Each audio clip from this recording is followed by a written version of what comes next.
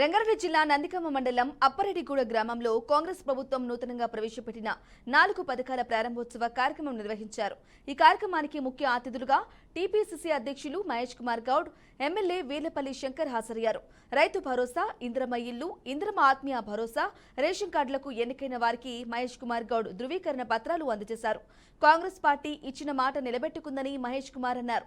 ప్రభుత్వం వచ్చిన మొదటి రోజే మహిళలకు ఉచిత బస్సు సౌకర్యం ఇచ్చిందని తెలిపారు. కాంగ్రెస్ పార్టీ అంటే మామ, అల్లుడు, బిడ్డ, కొడుకు కాదని ఎద్దేవా చేశారు.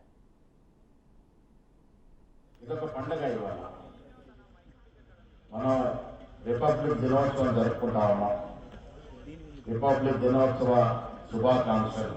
ఇప్పుడే మన ప్రియతమ ముఖ్యమంత్రి గారు సందేశం ఇచ్చినారు.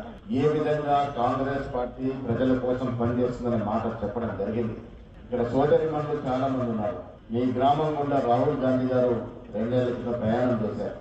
ఆనాడు మీరు చూసిన ఆదరణ చూసి అప్పుడే అనుకున్నాం కాంగ్రెస్ పార్టీ రాష్ట్రంలో అధికారంలోకి వస్తుంది. వాళ్ళ చిన్న గ్రామమైనటువంటి ఈ గ్రామంలో మనం ఎన్ని పథకాలు ఇస్తా ఉన్నామంటే దాదాపు 162 రేషన్ కార్డులు. అమ్మ మీ అందరూ తెలుసు, కేసీఆర్ గారు మన ఉయ్యాలు ఊగించుండు, నోరు నుంచి వాగ్దానాలు చేసిండు. అవ్వ అల్లు